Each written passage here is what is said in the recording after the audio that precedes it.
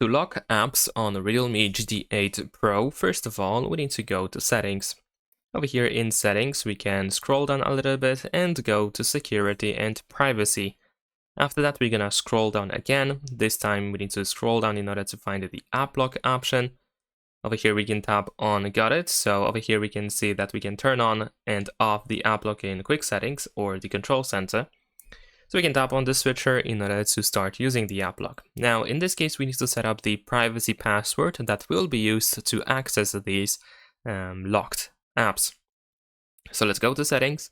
Now we need to set up the password. You can also tap on use a different password type in order to, of course, change it.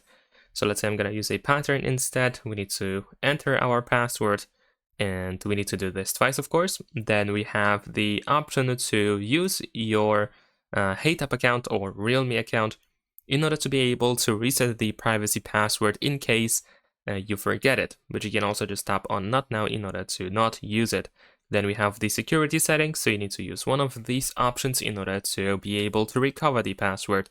So let's say in my case I'm going to use a simple question. Of course, over here we can also choose a custom question if you want to, and then provide the answer. Now in my case, I'm just gonna enter anything for the sake of this video, but in your case, you want to have like a legit question and answer, for example.